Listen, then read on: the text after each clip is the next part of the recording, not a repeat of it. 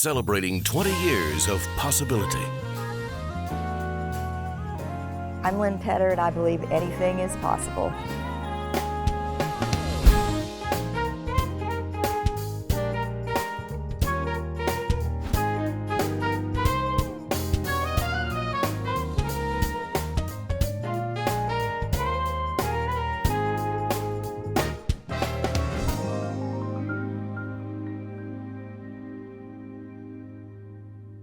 Welcome to Anything is Possible. These are great stories about great people whose lives prove that anything is possible. My name is Halloran Hilton Hill. My guest today is Lynn Petr. Thank you for being here today. Oh, it's my pleasure. I said I was going to read you something. Yeah, you did. We were having a conversation before we started this, and you said something that just connected with me. I received an award recently, and they interviewed me about this award, and they were asking me, it was the James A. Haslam Leadership Award from the Chamber. And this is what I said, because this is where I want to start with us. I said, I'm humbled, I'm amazed, I'm grateful. Jim Haslam is a friend, a mentor, and an early adopter. His launchpad yes was the first time we met, and it transformed everything. Sometimes in life, you're one yes away from believing in your possibility. The right yes from the right person in the right way helps you realize that future yeses are possible. Amen. That's beautiful. Is that not? That's perfect. So when we were talking, we talked about 7th grade, because you are one of the most tenacious, bold people that I've met. You remind me in many ways of Pat Summitt. Oh, well, okay. She was our first guest. When you set your mind to do something, no is a comma, not a period. Pretty much. You said you and your sister, I think you said, we're talking about where does this come from? Because I think that stubbornness, tenacity, whatever you want to call it, it's active faith, right? And well, you it's said being driven. Yeah. I mean, you want something bad enough. Right. And you believe Yeah. that it's possible. Mm-hmm. So you said 7th grade. What happens in 7th grade to Lynn Petr? I wanted a horse, something fierce. You wanted a horse. A horse, yeah. All my life I've been a horse person without a horse. But we were military. I was the youngest of 4 kids. So we traveled all over. When Dad retired and we moved to Tennessee, we were laying down roots, and it was like, oh, a horse, a horse, a horse. And Dad's, I'm not buying you a horse, not buying you a horse. If you get a horse, you get it yourself. Of course, he thought that was a no. Yeah, no. And I'm sitting there thinking, challenge accepted.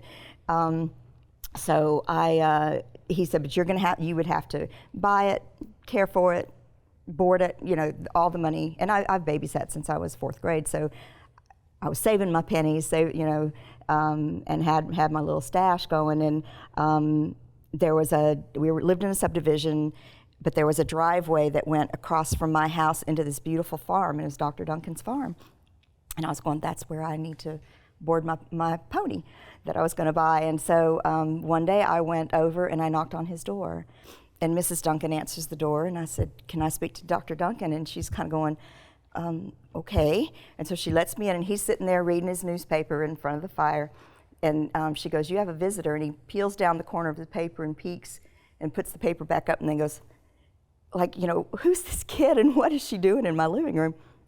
And I said, he said, what can I do for you? And I said, I'd like to make you a proposition. And he's going, okay. And I said, I want to purchase a horse, and I need a place to board it, and you're very close and convenient, but you also have a pony out in your field that needs a lot of love and attention, and I will gladly do that. The other horses are fine, but your barn's a mess, and I'll clean up your whole barn too while I'm at it.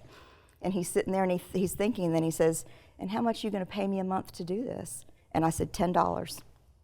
And he goes, the first time you miss a payment, the pony's gone. We shook hands, and I walked out the door.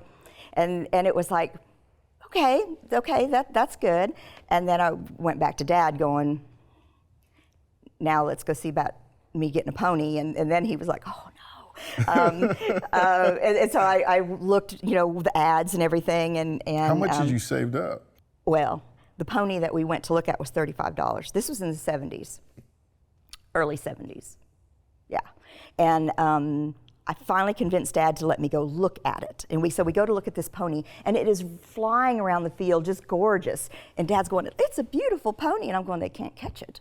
This isn't how you buy an animal. But my parents know nothing about horses. I'm the one who has read every book in the library, to where the librarian said you can no longer check out horse books until you check out other books. So I had an education of sorts. It just wasn't hands-on. And so we finally did catch the pony, and I started counting out my money to the man. We were on the tailgate of the car, and I had a $5 bill and some ones, and then I started out with stacks of quarters. And the guy's sitting there, and he looks at Dad like, and he's going, And so I get partway done, and it was all in a sock. And he grabs the sock, and he says, I trust you.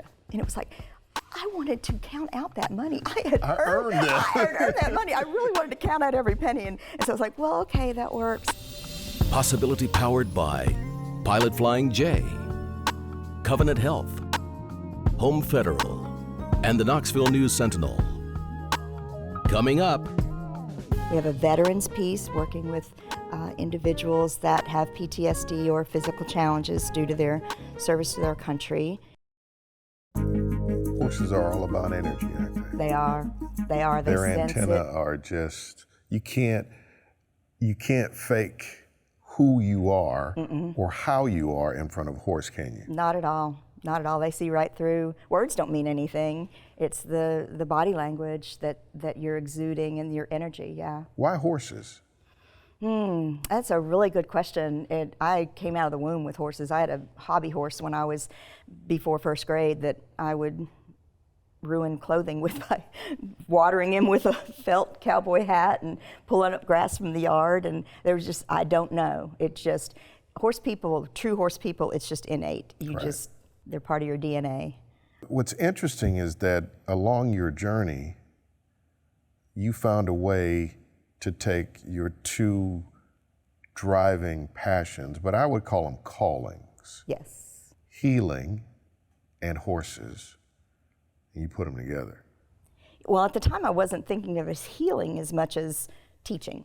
I was a camp counselor, and I love doing that. I love being outside. I love working with kids and that. And so there's another yes that came through was, it was the final week of camp, and all the kids were leaving, and for some reason I started crying, and it was like, oh, where's this coming from?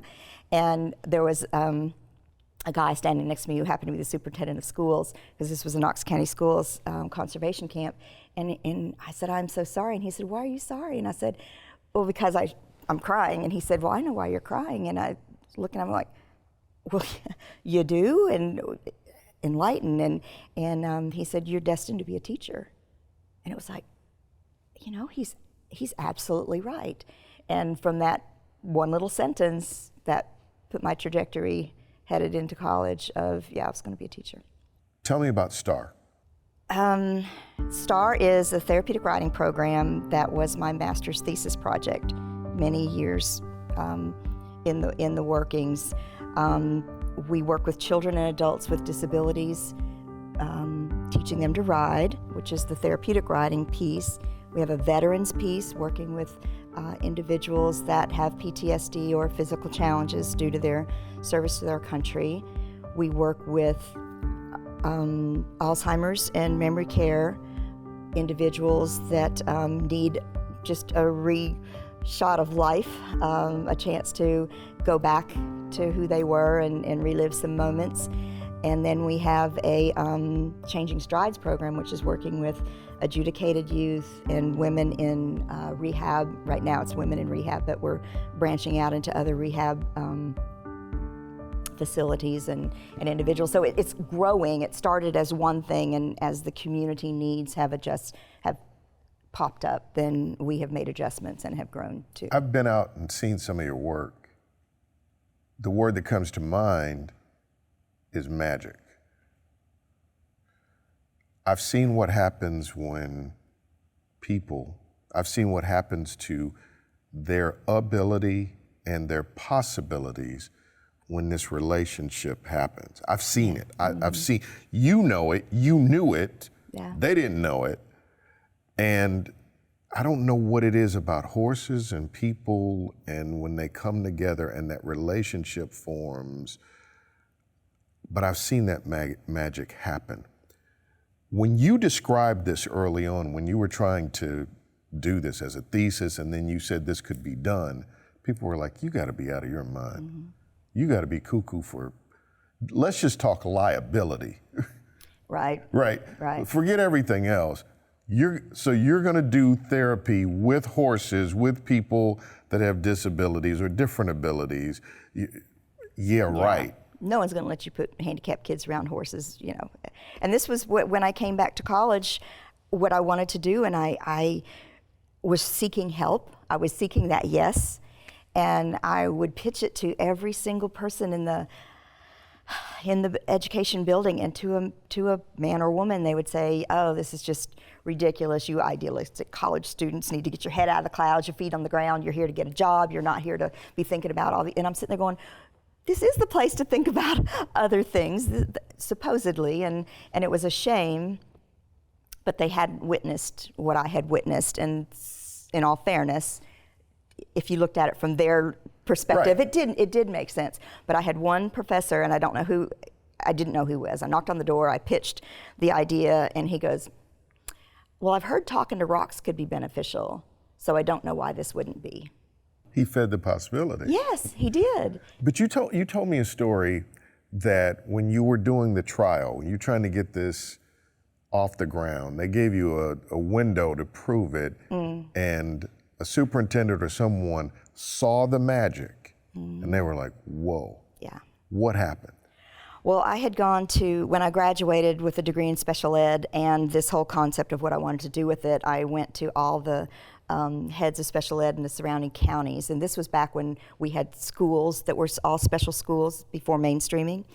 And to a person, they would laugh me out of the office as ridiculous, liability, you know, all these reasons why it could not work. And the very last one was Steve Brody from Anderson County. And I went in and pitched it, and he clicks on his intercom, and he, I don't know who it was, and he said, I want you to come in and listen to this ridiculous idea this little girl has. And it was just like, oh, you know, it's like, number one, I'm not a little girl, I just graduated from college.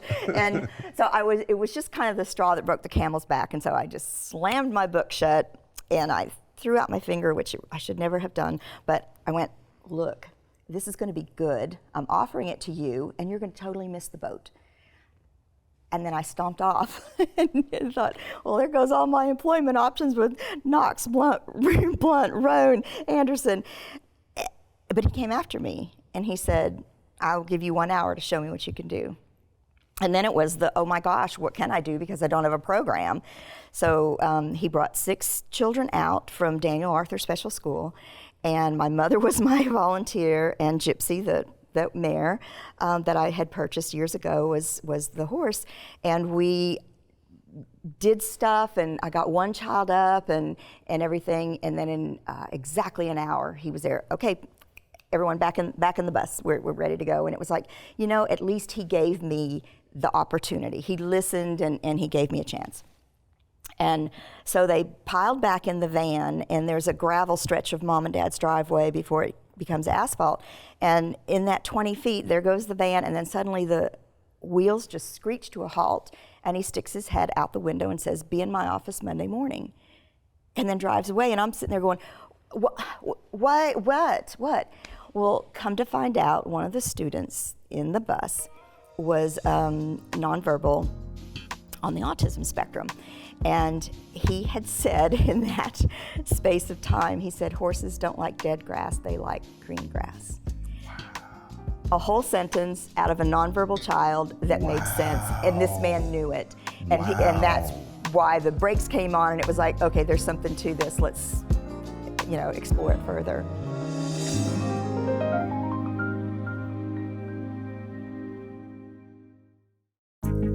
Do you realize how yes, you realize how powerful the work you do is. Yeah. And I think that's why you have such fervor, because you've seen that happen. But do you realize, as an agent of possibility, why it was so important that God hardwired you with a faithful stubbornness as opposed to a selfish stubbornness? There's a difference. Yeah. There's a difference when you believe in something for something and you just believe in something because you want something. But your belief that it was possible for people who may be marginalized or have different abilities to see new possibilities, Yeah. because of the magic that happens, because the sensory experience of being around horses is a whole other, it's a spiritual dimension I can't even describe. You know it. But if you hadn't been, and if you don't continue to be faithfully stubborn, you don't create possibilities for other people. Yeah. It's not about you. No. Now you're working with inner city kids, and the same thing's happening for them. Boy, I hope so. We're really trying to develop our program now that we have the second site in Knox County that's so close to downtown. We're branching out and wanting to do more. We've got a grant in to work with the students at Vine to see if we can't develop some of this fortitude and this integrity and to become strong within, so they can resist the external pressures that will hit them when they get into high school. And it's going to work. It's going to be good, and it's going to work. So tell me what horses have taught you about possibility. To be honest.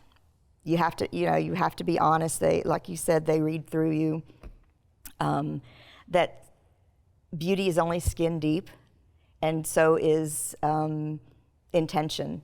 People can come in with all this false bravado, and I want to do this, and I'll do this for you, and it's like, cut down to the chase. What really do you want? Is it for you, or is it for others? And that's a really important piece, is that when people come and want to work with us, they do have to have the right bottom line, and the bottom line can't be money. This isn't about money. This is about human elements and making others' lives better.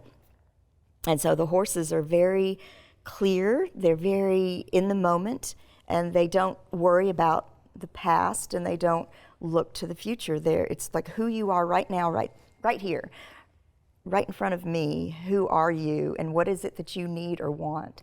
And they're so giving, unselfishly giving animals. What has this work done for you? Well, it's been a career. It's enabled me to hire other people who have similar passions, and their parents said the same thing to them, going, is that really a job? And you're going, yeah, it is, and they do get paid. We have 11 full-time staff members and 7 part-time, and it is a viable job, and it is a viable industry, and so that's important to me, in that it means it will carry on beyond me, that STAR is its own entity, and there's enough people that will hold it up and support it when I step away. And then the fact that we have another site that was donated to us out of the blue via a text message, or an email, excuse me. Lynn, would you like the farm? And you're just going, who does that? Seriously, and it's a beautiful 47-acre farm in South Knoxville that we have been able to chip away at making it what it needs to be. We're in the middle of a capital campaign now to get it where it really needs to be, but the opportunity was there. I mean, it was just put in my lap. I think of all the people that will have new levels of possibility in their life because of the work that you do, and I'm grateful for that. How can people watching right now support you as you move forward?